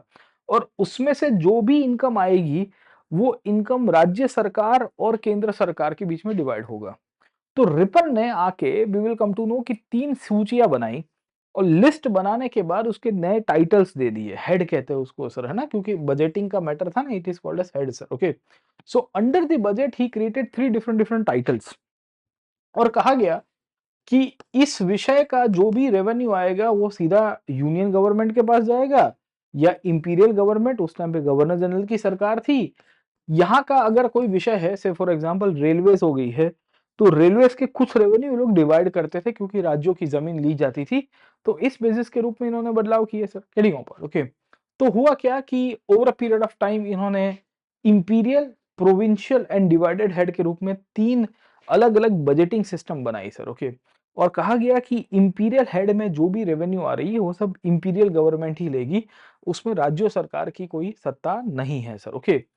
इस बेसिस के रूप में इन्होंने ये भी प्लान किया कि हर 5 साल में हम लोग ये लिस्ट को रिन्यू करते रहेंगे, देखते रहेंगे कि कितनी रेवेन्यू आ रही है और ये भी समझने की कोशिश करेंगे कि अगर कोई स्टेट को डेफिसिट हो रहा है अपने प्रोविंशियल हेड्स के अंदर, तो उसमें से we will come to know कि इंपीरियल गवर्नमेंट उसको फंडिंग दे देगी। जैसे आज की तारीख में जीएसटी के अंदर आपने देखा होगा कि जीएसटी में कंपनसेशन दिया जाता है। कुछ इसी प्रकार की व्यवस्था we will come to know कि रिपन ने करने की कोशिश की थी। अब ये क्यों किया गया था रिपन के द्वारा? क्योंकि 1880s के पीरियड में आप देखिए कि इंडियन नेशनल मूवमेंट अब बहुत पीक के ऊपर जा रहा था और इंडियंस की पॉलिटिकल पार्टिसिपेशन और फाइनेंशियल लिटरेसी का जो मुद्दा था वो बढ़ चढ़ के आ चुका था। इंडियंस को समझ में आ चुका था कि हमें हमारे देश के लिए और खास करके हमारी इकोनॉमी के लिए रिफॉर्म्स करने पड़ेंगे और लड़ना पड़ेगा। और इसी का ही परिणाम था where we will come to know कि रिपन ने आके रिफॉर्म्स किए। इस तरह से भारत में 3 नए-नए बजटिंग सिस्टम निकल के आए। उसमें कुछ रेवेन्यू सीधी राज्य सरकारों को जाती थी जो प्रोविंशियल हेड में जाती थी। कुछ रेवेन्यू केंद्र सरकार यानी कि उस टाइम पे imperial government, governor general of India की सरकार में जाती थी और कुछ डिवाइडेड हेड के रूप में आपको मिलेगी, जो सीधे-सीधे तौर के ऊपर इन दोनों के बीच में अगर ₹100 आया तो डिवाइड किया जाता था सेंटर और बेसिकली जो प्रोविंशियल गवर्नमेंट थी उनके बीच में सर, ओके। इसी बेसिस के रूप में कर्ज़न आया 1904 के आसपास। उसने कहा कि ये 5 साल वाले सिस्टम नहीं चलेगी। हमें बेसिकली 5 साल में रिवीजन करने की आवश्यकता नहीं है। जो व्यवस्था चल रही है इंपीरियल, प्रोविंशियल और डिवाइडेड, डिवाइडेड में जो रेवेन्यू है वो सेंटर स्टेट के बीच में डिवाइड हो जाती थी। प्रोविंशियल में एक्सक्लूसिवली टू प्रोविंसेस जाती थी और इंपीरियल में एक्सक्लूसिवली टू गवर्नर जनरल। बोले ये चलने दो, कोई दिक्कत नहीं। इनके बीच में जो डिवीजन है वो बदलो और हो सके इसको क्वासी परमानेंट कर दो। क्वासी परमानेंट का मतलब ये है कि there is no point of renewing the heads of revenue every 5 years. Ripon ने क्या कहा था, जैसे लैंड का रेवेन्यू है वो प्रोविंसेस में है, हो सकता है 5 साल के बाद लैंड रेवेन्यू यूनियन लिस्ट में चला जाए या इंपीरियल हेड में चला जाए कि भाई वो सीधा उसका पैसा जो है वो यूनियन गवर्नमेंट या उस पीरियड में जो सेंट्रल गवर्नमेंट थी वो ले लेगी, है ना? या हो सकता है कि we will come to know कि कस्टम ड्यूटीज है। Custom duties basically imperial head का पार्ट है, but might be a possibility कि कस्टम ड्यूटीज को कुछ सालों के बाद they might shift to divided या we can say divided head, यानी कि उसकी जो रेवेन्यू होगी वो सेंटर और यूनियन के बीच में डिवाइड हो जाएगी या स्टेट्स के बीच में सर, ओके। तो रिपन ने ये 5-5 साल की व्यवस्था की थी और कहा था कि अगर राज्यों की सरकार को डेफिसिट हो रहा है तो हम कंपनसेशन दे देंगे, डेफिसिट हम भर के देंगे सर, ओके। इसको कर्जन ने बदल दिया। कर्जन ने कहा कि भई देखो रिवीजन 5 साल में करने की आवश्यकता नहीं है। एक बार हमने ये प्रोविंशियल हेड, इंपीरियल हेड और डिवाइडेड हेड का टाइटल दे दिया कि इस वस्तु की से फॉर एग्जांपल ये डस्टर है, ये डस्टर का पैसा इंपीरियल हेड में जाएगा तो इंपीरियल में जाएगा, फिर 5 साल के बाद बदलेंगे नहीं कि उसको बदलना है कि नहीं बदलना। मतलब ये यूजीएस, सीजीएसटी, एसजीएसटी, आईजीएसटी जैसा है कि कौन-सा बेसिकली सेंट्रल गवर्नमेंट चार्ज करेगी, कौन-सी यूनियन गवर्नमेंट करेगी सर, मतलब है ना, स्टेट गवर्नमेंट करेगी, उस तरह की व्यवस्था आपको मिल जाएगी सर। गेटिंग पेट्रोल को लेके जैसे अभी आपने देखा होगा अल्कोहल को लेके जैसे आपने देखा होगा सर, ठीक है? तो वैसी व्यवस्था उस दौर के अंदर भी चल रही थी, हमको एक क्लैरिटी होनी चाहिए सर, ओके? तो आपको पूछा जा सकता है कि कॉसी परमानेंट सेटलमेंट किसने किया था, है ना? फैक्चुअल नॉलेज के रूप में। तो प्रीलिम्स के अंदर आपको ये आइडिया रहना चाहिए कि भई रेवेन्यू सिस्टम के अंदर और खास करके बजटिंग सिस्टम के अंदर कॉसी परमानेंट जो कार्य किया था, वो कर्जन ने किया था sir. Getting my point? Okay. इस बेसिस के रूप में भारतीयों ने बुआ-बूम की 1904-5 तक आते-आते, क्योंकि अभी भी सेंट्रल गवर्नमेंट यानी कि जो इंपीरियल गवर्नमेंट है उसके हाथ में बहुत ही सत्ता थी। और भारत के लोग चाहते थे कि भई राज्यों की सरकारों को फ्रीडम मिलनी चाहिए, लोकल सेल्फ गवर्नमेंट मजबूत होना चाहिए और भारत के जो स्थानिक प्रशासनिक व्यवस्था है, उसका जो ढाँचा है वो मजबूती के साथ चलते हुए भारतीयों के हाथ में सत्ता भी आनी चाहिए और साथों-साथ ये भी कहने की बात की गई कि सेंट्रलाइज़ेशन हट के डिसेंट्रलाइज़ेशन होना चाहिए। 1905 में अगर आपको पता होगा कि बंगाल का विभाजन हुआ था, बंगाल का पार्टीशन हो गया। तो जब बंगाल का पार्टीशन हुआ उसके बाद इंडिया में बहुत सारे उस टाइम पे करीबन 8 राज्यों के निर्माण हो चुकी थी। 7 या 8 राज्य ना 9 राज्य थे, 9 स्टेट्स। इस 9 राज्यों में सेंट्रलाइज़ेशन करना बहुत ही टफ था। इंडियंस की डिमांड के कारण नेशनल मूवमेंट बहुत ही स्ट्रॉन्ग हो चुका था। तो ब्रिटिश सरकार ने लॉर्ड मिंटो करके एक गवर्नर था अगर आपको पता होगा, कर्जन के बाद आया था। मिंटो 2 था ये, मिंटो 1 नहीं था, मिंटो 1 बहुत पहले आ चुका था। मिंटो 2 के कार्यकाल के अंदर डिसेंट्रलाइजेशन कमीशन की रचना की। आपको पूछा जा सकता है कि किसके समय पे बना था, फैक्चुअली याद रखिएगा। तो 1904 के बाद 1907 का पीरियड आया सर। कौन-सा पीरियड आया? 1907 का पीरियड आया। मैं लास्ट में आपको फ्लो चार्ट से सिखा दूँगा, है ना? ये डिसेंट्रलाइजेशन कमीशन के अंदर ये कहा गया कि भई कैसे फाइनेंशियल और एडमिनिस्ट्रेटिव रिलेशंस को गवर्नमेंट ऑफ इंडिया और प्रोविंशियल गवर्नमेंट्स के बीच में चेंज कर सकते हैं। मज़े की बात ये थी कि जैसे साइमन कमीशन बनाया था, वो साइमन कमीशन में सब गोरे थे। यहाँ डिसेंट्रलाइजेशन कमीशन में एक ही भारतीय था, उनका नाम था आर.सी. दत्त। रोमेश चंद्र दत्त अगर आपको पता होंगे, तो जिन्होंने इकोनॉमिक हिस्ट्री ऑफ इंडिया नाम की एक बुक लिखी थी और नेशनलिस्ट क्रिटिक हुआ करते थे कॉलोनियल इकोनॉमी के सर, है ना समझे? इनका नाम अगर आपको याद होगा आर.सी. दत्त साहब का, he is scene as a personality called as the nationalist critic of colonialism कि भारत में जो कॉलोनियल सिस्टम चलती है, उसका सबसे बड़ा किसी ने क्रिटिसिज़्म किया था तो इन्होंने ही किया था। तो इसी बेसिस के रूप में इसने रिकमेंडेशन दिया कि राज्यों की सरकारों को फ्रीडम मिलनी चाहिए, गवर्नर जनरल ऑफ इंडिया को इंटरफियर नहीं करना चाहिए और डिस्ट्रीब्यूशन जो है उसमें वी विल फाइंड कि सेंट्रल गवर्नमेंट को ज़्यादा टैटे ना करते हुए प्रोविंशियल गवर्नमेंट्स के हाथ में सत्ता आनी चाहिए। इस तरह से 1907 के बाद धीरे करके रिफॉर्म्स आने शुरू हुए। अब 1907 में ब्रिटिश सरकार ने डिसेंट्रलाइजेशन कमीशन बनाया, उसका रिपोर्ट तैयार कराया, फिर ब्रिटिश भूल गए। कि भई हमें कहाँ रिफ़ॉर्म करना है, हमें कहाँ फाइनेंसेस को चेंज करना है, भारत में राज्यों की सरकारों का क्या फ़र्क पड़ता है, ultimately governor general of India की सरकार में फाइनेंस मजबूत होना चाहिए। 1912 में जब इंडियंस ने बहुत एजिटेशन किया और बुआ-बूम की, तब जाके ब्रिटिश सरकार ने the governor general of India passed a resolution और रिज़ॉल्यूशन में इसने ये बताने की कोशिश की कि प्रोविंशियल गवर्नमेंट्स जो है, प्रोविंशियल गवर्नमेंट्स यानी कि राज्य की सरकार बॉम्बे, सीपी, यूपी, मद्रास, उड़ीसा, बिहार, बंगाल, बिहार भी बन गया था उस टाइम तक आते-आते, आसाम सर, है ना? पंजाब, नॉर्थ वेस्ट फ्रंटियर आप देखोगे तो इतनी सारी सरकारें हुआ करती थी। इन सबको ये कहा जाता है कि आप अपना खुद का बजट बनाइए, आप अपने रिफॉर्म्स करिए, आप अपनी रेवेन्यू कलेक्ट करिए। अगर आपको डेफिसिट आ रहा है तो सेंट्रल गवर्नमेंट यानी कि उस टाइम पे गवर्नमेंट ऑफ इंडिया थी, वो आपको हेल्प करेगी इन running of the state and the administration. आपको यूपीएससी के पॉइंट ऑफ व्यू से क्या याद रखना है?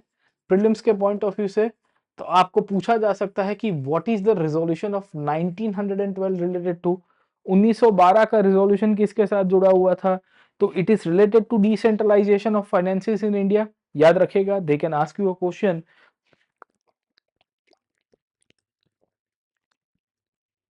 और ये क्वेश्चन में यही आएगा कि 1912 के अंदर क्या हुआ था या 1912 का रेजोल्यूशन किस मुद्दे के साथ जुड़ा हुआ था सर। Getting point? ओके। अब देखिए कि प्रॉब्लम क्या था। इस दौर में प्रोविंसेस धीरे स्ट्रांग हो रहे थे पर उतनी भी सत्ता नहीं थी, जैसे इंडिपेंडेंट टैक्सेशन की सत्ता नहीं थी। प्रोविंशियल हेड्स के थ्रू ये कहा गया कि कुछ-कुछ टैक्सेस राज्य की सरकारें लागू करेगी, पर 100% अलाउ नहीं किया गया था। वैसे ही एक्सपेंसेस को लेके भी इश्यूज चल रहे थे। एक स्टेट के एक्सपेंसेस ज़्यादा थे, दूसरे के कम थे। जिसके एक्सपेंसेस ज़्यादा होते थे उसको ग्रांट ज़्यादा मिलती थी। मतलब यहाँ तो उल्टा हो रहा है कि जो स्टेट वी विल सी कि खर्चा कम कर रहा है, उसको सेंटर से कम पैसा मिलेगा। तो वो स्टेट क्या कहेगा, यार हमको तो पेनलाइज़ किया जा रहा है खाली फोकट का, यार हमारी कहाँ गलती है सर। ओके। तो इस तरह से 1912 तक आते-आते भारत में फाइनेंशियल सिस्टम में बदलाव आया। ये बदलाव फाइनली 1919 तक आते-आते अब बदलाव में आ जाएगा सर, ओके। अब देखिए भारत के अंदर सबसे लास्ट स्टेज है जहाँ से फाइनेंशियल डिसेंट्रलाइजेशन अब उभर के आएगा, पर अभी भी 100% सक्सेसफुल नहीं होता है। 1917-18 का दौर है, भारत में होम रूल मूवमेंट चल रहा है, गांधी जी की एंट्री हो चुकी है, गदर मूवमेंट के द्वारा विद्रोह होने की एक शक्यता थी, पर खैर उसको तो ब्रिटिश ने कैसे भी करके कर्ब कर दिया। जब ये घटना बनी और गदर और होम रूल का जब बैकग्राउंड निकल के आया, इसी के थ्रू वी विल फाइंड कि गवर्नमेंट ऑफ इंडिया एक 1919 पास किया गया। इसी को ही मॉन्टफोर्ड रिफॉर्म्स के रूप में भी पहचानते हैं। मॉन्टेग्यू चेम्सफोर्ड रिफॉर्म्स कहते हैं। लॉर्ड चेम्सफोर्ड उस पीरियड के अंदर भारत का वाइसरॉय था। इसने भारत के अंदर वीवीसी की कानून पास करवाया जो लंदन से पास हुआ था ब्रिटिश पार्लियामेंट के द्वारा। गवर्नमेंट ऑफ इंडिया एक्ट 1919 और कहा गया कि भाई भारत में जो राज्यों की सरकारें हैं, प्रोविंशियल गवर्नमेंट्स है, उनको किस विषय में शासन करना है, उसको लेके एक लिस्ट बना दिया। 52 सब्जेक्ट्स वर देयर। जैसे आज की तारीख में यूनियन लिस्ट में कुछ विषय है ना, यहाँ पे भी लॉ एंड ऑर्डर था, यहाँ पे भी पुलिस हुआ करता था। यहाँ के अंदर भी अगर आप देखोगे तो फाइनेंसिस, पब्लिक फाइनेंस हुआ करता था, एग्रीकल्चर था, लैंड रेवेन्यू था, इरिगेशन था, इंडस्ट्रीज थी सर, ओके। बट इसमें एक सिस्टम लेके आए थे जिसका नाम था डायरकी सर, है ना, समझे। ये डायरकी के अंदर we will come to know कि कुछ-कुछ विषयों को ट्रांसफर किया गया था और कुछ-कुछ विषयों को रिजर्व रखा था। रिजर्व सब्जेक्ट ऐसे थे जो गवर्नर के अंडर में ही आते थे और गवर्नर ही उसके ऊपर फाइनल डिसीजन लेता था। तो घुमा-फिरा के हमें ये पता चल रहा है कि फाइनेंशियल डिसेंट्रलाइजेशन का नाम के ऊपर गवर्नर ने ज़्यादातर सब्जेक्ट्स के ऊपर वीटो कर दिया था और उसके वीटो करने के द्वारा we will come to know कि जो राज्यों की सरकारें थी, उसके हाथ में कभी भी फाइनेंशियल सेंट्रलाइजेशन के रूप में या फाइनेंशियल डिसेंट्रलाइजेशन का लाभ उनको नहीं मिला। तो राज्य की सरकारें हमेशा कमज़ोर रही है भारत में। आप देखिए, हम कहते हैं कि इंडिया बहुत ही क्वासी फेडरल है या काइंड ऑफ यूनिटरी सेटअप आपको देखने को मिलता है। इंडिया का इस प्रकार का यूनिटरी या क्वासी फेडरल सेटअप देखने को मिला, उसके पीछे का एक कारण है क्योंकि ब्रिटिश के समय से ही स्टेट्स का फॉर्मेशन ऐसे किया गया कि भई स्टेट्स ऑटोनॉमस ना हो। आज़ादी के बाद कुछ और रीज़न थे, आज़ादी के पहले ब्रिटिश भी यही कर रहे थे sir, getting my point, okay. तो फाइनेंशियल प्रॉब्लम स्टेट्स के कंटिन्यू होते रहे, ऊपर से इनके ऊपर टैक्सेशन, सैलरीज़, अपॉइंटमेंट की जो रिस्ट्रिक्शन थी वो गवर्नर ने डाली थी as a part of reserved subjects.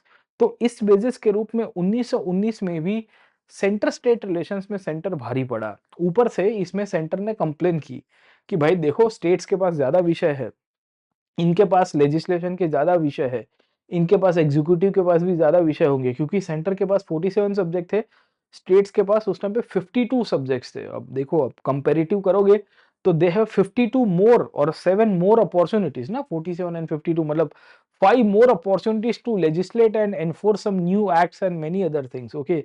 तो इस दौर में सेंट्रल गवर्नमेंट ने स्टेट के ऊपर ऊपर से बोझा डाल दिया और क्या कहा कि भाई देखो सेंट्रल गवर्नमेंट डेफिसिट में जा सकती है क्योंकि ज्यादातर पावर स्टेट्स को दे दिया है और स्टेट्स को दिया है तो इस तरह से वी विल फाइंड कि स्टेट्स को गवर्नमेंट ऑफ इंडिया के बजट को बैलेंस करने के लिए कंट्रीब्यूशन करना पड़ेगा सर, ओके।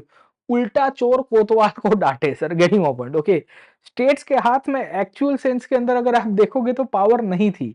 ये एक्चुअली क्यों किया गया था उसके पीछे का कारण मैं बता देता हूँ। 1919 में भारत की राष्ट्रवाद बड़ी मजबूत हो रही थी और इंडियन मेंबर्स उस टाइम पे असेंबलीज में जा रहे थे, प्रोविंशियल काउंसिल्स में जा रहे थे, तो ब्रिटिशर्स में फफड़ाट आ गया था। फफड़ाट इस तरह से था कि यार भाई साहब जितने इंडियंस एडमिनिस्ट्रेशन में और प्रोविंसेस में घुसेंगे, वो फाइनेंशियल पावर अपने हाथ में लेके तो इंडियंस का वेलफेयर करने की शुरुआत करेंगे। इंडियंस का वेलफेयर होगा तो this will lead to a condition where the British objective of colonization of India will be withered out, है ना, वो तो टूट ही जाएगा। और वो टूटेगा तो लॉन्ग टर्म के अंदर विल सी कि ब्रिटिश का जो पूरा फ्रेमवर्क है वो, क्योंकि फिर पैसा जाना बंद हो जाएगा, ड्रेन ऑफ वेल्थ बंद हो जाएगा। तो इस बेसिस के रूप में अंग्रेजों ने ये साजिश रची कि भाई देखो राज्यों के पास तो ज्यादा विषय है, they have 52 subjects to legislate, impose taxes and run the government of the states, okay. तो इसके बेसिस के रूप में यहाँ सेंट्रल गवर्नमेंट को नुकसान हो रहा है, तो उल्टा हो गया उल्टा क्या किया कि the state should give the money to the center so that the deficit of the center government or the union government of that time should be addressed, okay। ये किसने रेकमेंड किया था? तो ये रिकमेंडेशन किया था एक कमिटी के द्वारा जिसका नाम है मैटसन कमिटी। नाम याद रखेगा दोस्तों सर, ठीक है ना, समझे। प्लीज रिमेंबर दिस, है ना, समझे कि नहीं समझे। फिर मेरा नाम मत देना कि प्रतीक नायक आपने ये कमिटी के बारे में पढ़ा या नहीं। यूपीएससी प्रीलिम्स के अंदर आपको पूछेगा कि with respect to the Indian history what was the objective of Meston committee, है ना, क्या पूछ देगा कि भारतीय इतिहास के सापेक्ष में मैटसन कमेटी की इंपॉर्टेंस और महत्वता क्या है वो बता दीजिए। खैर, तो इस बेसिस के रूप में हमको क्लैरिटी होनी चाहिए कि 1919 1920s में भी भारत के अंदर जो राज्यों की सरकार थी इसके हाथ में ज्यादा सत्ता नहीं रहती है। 1935 का कानून आया, government of India act 1935। 3 list बनते हैं, federal list, provincial list, conqueror list. Bharat में पहली बार प्रोविंशियल ऑटोनॉमी दी जाती है। 7 राज्यों के अंदर कांग्रेस की सरकारें बनती है। 7 governments was controlled by Congress, Bombay, CP, UP, Madras, Orissa, Bihar, इन सब राज्यों में कांग्रेस की सरकारें बनती है। इनको ऐसा लगा कि अब फाइनेंशियली इंडिपेंडेंस हो जाएंगे, हम वेलफेयर करेंगे, हम रिफॉर्म्स लाएंगे। थोड़े बहुत हुए पर 100% नहीं हो पाए। क्यों? क्योंकि घुमा फिरा के we will come to know कि प्रॉब्लम के अंदर जो स्टेट का गवर्नर था, गवर्नर छोड़ दीजिए तो गवर्नर जनरल ऑफ इंडिया था। अगर गवर्नर जनरल ऑफ इंडिया की पोजीशन भी हटा दो तो सेक्रेटरी ऑफ स्टेट की जो पोजीशन हुआ करती थी अभी भी मजबूत है। और इसी के कारण फाइनेंसिस को डायरेक्टली और इनडायरेक्टली लोग कंट्रोल करते गए। जैसे राज्यों की सरकारों के हाथ में आईसीएस अधिकारी का कंट्रोल कभी था ही नहीं। आईसीएस की सैलरी, आईसीएस की अपॉइंटमेंट, आईसीएस को कैसे चलाना है, वो राज्यों की सरकारें कभी डिसाइड नहीं कर सकती थी। तो ये किस बात की प्रोविंशियल ऑटोनॉमी और डिसेंट्रलाइजेशन? या इसी बेसिस के रूप में देखोगे, जहां ब्रिटिश बिजनेस इंटरेस्ट की बात आएगी, ब्रिटिश बिजनेस इंटरेस्ट, जहां ब्रिटिश ने इंडस्ट्रीज के अंदर यहाँ पे इन्वेस्ट किया हुआ है, रेलवेज में इन्वेस्ट किया हुआ है, वहां ये 7 राज्यों में कांग्रेस की सरकारें कोई स्टेप नहीं ले सकती। इवन कांग्रेस की सरकार रिफॉर्म्स करने की कोशिश करेगी तो देर इज एवरी पॉसिबिलिटी कि जो राज्यों का गवर्नर है वो उसको वीटो कर देगा। और वीटो करने के द्वारा we will come to know कि इनके जो वेलफेयर के ऑब्जेक्टिव थे, किसानों के टैक्सेस माफ करने के ऑब्जेक्टिव थे, वो कभी फुलफिल हो गए नहीं। तो इस बेसिस के रूप में अगर आप समझिए कि भारत में ब्रिटिश हुकूमत के दौरान में सैकड़ों बार रिफॉर्म्स को इनिशिएट किया गया। अलग अलग दौर में अलग अलग टाइम के थ्रू हमें यह पता चलता है कि multiple steps were actually taken for decentralisation, but we will come to know कि financial decentralisation was never implemented in the British India. तो याद करिए कि post 1857 we will come to know कि ब्रिटिश सरकार के द्वारा 1867 में स्ट्रेची का रिपोर्ट बनाया जाता है। याद रखिएगा ये स्ट्रेची फमाइन में भी था। And we will come to know कि उसने फाइनेंशियल डिसेंट्रलाइजेशन के ऊपर भी एक रिपोर्ट तैयार किया था। उसके बाद 1870 के अंदर मेयो आया, मेयो ने आके कुछ कुछ डिसेंट्रलाइजेशन के लिए प्रपोजल दिए, फुलफिल नहीं होते हैं। 1877 में लिटन आया, लिटन ने आके वी विल फाइंड की बदलाव लाने की कोशिश की। उसके बाद 1882 के अंदर वी विल फाइंड कि रिपन आता है, रिपन ने भी अपने रिकमेंडेशन दिए, 3 हेड दे दिए, कहा कि भाई जो प्रोविंशियल हेड है उसका पैसा खाली प्रोविंसेस के हाथ में ही जाएगा। तो स्ट्रक्चर करने की कोशिश की। Over a period of time 1905 के अंदर हमें देखने 4 के अंदर कर्जन ने अपने रिकमेंडेशन दिए, पर कर्जन के कार्यकाल के अंदर भी वी विल फाइंड कि इट नॉट बी सक्सेसफुल। उसके बाद वी विल सी कि 1907 में there was a royal commission on decentralisation, sir, है ना, समझे, royal commission on decentralisation on public finances, जिसके अंदर we will come to know कि भारतीय एक ही मेंबर थे जिनका नाम था आरसी दत्त, रोमेश चंद्र दत्त। ओके, इसी के कंटिन्यूएशन में अगर आप आगे समझने की कोशिश करिए तो we will come to know कि 1912 में 1912 में एक रेजोल्यूशन पास किया गया ऑन डिसेंट्रलाइजेशन, बट ये भी फुलफिल नहीं होता है। आखिर में 1919 के अंदर मॉन्टेग्यू चेम्सफोर्ड रिफॉर्म्स हुए, पर मॉन्टेग्यू चेम्सफोर्ड रिफॉर्म्स में ऊपर से ठीकरा फोड़ दिया गया और प्रोविंशियल लिस्ट जब बन के आया डिसेंट्रलाइजेशन के नाम के ऊपर, तो उसमें डायरार्की क्रिएट करके डिसेंट्रलाइजेशन नहीं होता है। ऊपर से इसी 1919 में कमिटी बनती है जिसका नाम था मैटसन कमिटी। ये मैटसन कमिटी ने वी विल फाइंड कि भारत के अंदर जो फाइनेंशियल मैटर्स थी उसमें राज्यों को कहा कि अगर केंद्र को डेफिसिट हो रहा है तो राज्यों को फुलफिल करके देना पड़ेगा। राज्य खुद ही भिखमंगा था तो केंद्र को क्या पैसे देगा? द राज्य और the state governments at that time were bankrupt, how they could give the money to the central government of that time, है ना? तो स्थिति आपको समझ में हो गई कि 1919 में क्या थी, sir. Okay, over a period of time we will come to know कि इस दौर के अंदर 1935 का कानून आया। 1935 के अंदर गवर्नमेंट ऑफ इंडिया एक्ट के थ्रू ये बोला गया कि अब प्रोविंसेस को ऑटोनॉमी है, फाइनेंशियल डिसेंट्रलाइजेशन होगा, पर ये भी पूर्ण रूप से फुलफिल नहीं हो पाता है सर, ठीक है। इन बिटवीन 1926 के अंदर अगर आप देखोगे तो आपको यंग हिल्टन कमीशन भी देखने को मिलता है, जिसका बेसिकली ऑब्जेक्टिव ये था कि भारत में फाइनेंशियल रिफॉर्म्स किए जाए, पर ये भी डिसेंट्रलाइजेशन के पॉइंट ऑफ व्यू से हमें ये पता चलता है कि ज्यादा रिकमेंडेशन नहीं देगा। आजादी के बाद भारत के अंदर ये जो सेंटर स्टेट रिलेशंस के बीच में सेंट्रलाइजेशन जो फाइनेंशियल मैटर्स में था उसको लेके सवाल उठे। सवाल इस तरह से उठे कि सेंटर स्टेट रिलेशंस के बीच में जो गैप आया है वो कैसे अक्रू किया जाए। बाबा साहेब आम्बेडकर जैसे लीडर्स कॉन्स्टिट्यूशन के अंदर प्रोविजन क्रिएट करना आर्टिकल 265 ऑनवर्ड से अगर आप देखोगे तो कहा गया कि कुछ टैक्सेस यूनियन गवर्नमेंट कलेक्ट करेगी, कुछ टैक्सेस स्टेट गवर्नमेंट करेगी ऑन बिहाफ ऑफ यूनियन, कुछ taxes exclusively state government collect करेगी सर, ओके। और इसके through we will come to know की सॉल्यूशन लाने की कोशिश की गई। कुछ ग्रांट प्लानिंग कमीशन के थ्रू लाई गई और कुछ ग्रांट फाइनेंस कमीशन के थ्रू लाई गई।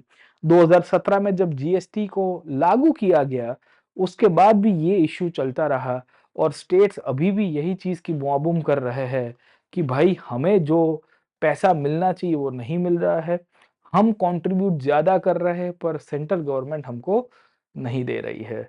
और इसी बेसिस के रूप में कुछ स्टेट्स का ये मानना है कि हमारी बैकवर्डनेस का कारण वी विल सी कि बहुत सारे फैक्टर्स है और हम चाहते हैं कि हम हमारी फाइनेंशियल हेल्थ को नहीं सुधार पा रहे हैं तो सेंट्रल गवर्नमेंट हमें हेल्प करे by getting us a status of special category.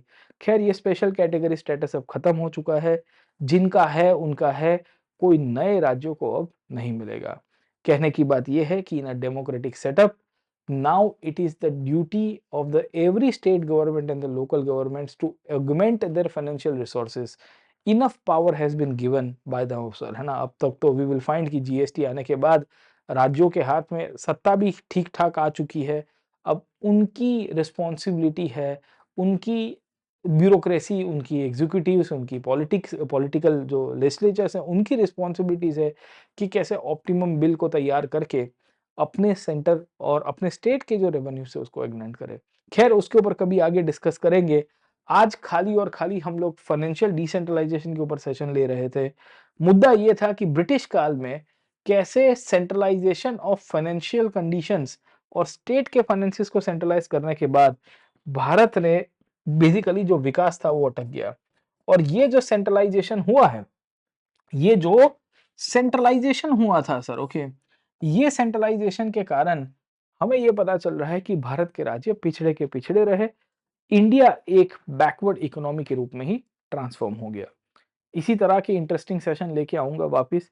ये मैटसन कमेटी के बारे में देख लीजिएगा, 1833 का चार्टर एक्ट के बारे में पढ़ लीजिएगा, अलग अलग सरकारों के द्वारा या वाइसरॉयज के समय पे क्या क्या कार्य हुए थे वो देखिएगा, क्योंकि यूपीएससी आजकल प्रीलिम्स के अंदर बहुत ऑफ द ट्रैक जा रहा है, इवन मेंस के एग्जाम के अंदर भी ऑफ द ट्रैक जा रहा है। तो इसी तरह के एनालिटिकल टॉपिक्स को लेके आऊंगा। कमेंट बॉक्स के अंदर जरूर से कहिएगा कि मास्टर आपको ये कंटिन्यू करना है कि नहीं करना है, या आप चाहोगे तो हम कंटिन्यू करेंगे। खैर मेरा कार्य यही है कि इरिस्पेक्टिव आपकी विशिष हो कि ना हो, बट मैं आपको ऐसे ऑफ द ट्रैक टॉपिक्स लेके आऊंगा जहां एनालिटिकल डिस्कशंस करेंगे आधे एक घंटे की, and will try to address the majority issues जहां से सवाल पूछे जा सकते हैं। Do like share and subscribe to this platform. Description box में आपको यहाँ हमारे नए बैचेस की डिटेल मिल जाएगी, जरूर से जुड़िएगा। अभी आज की तारीख के अंदर we are having some special offers, this includes 50% discount. Use the code PN Live. I'll see you in the next session. Till then, keep studying. Thank you very much. All the best. Let's crack it. Jai Hind.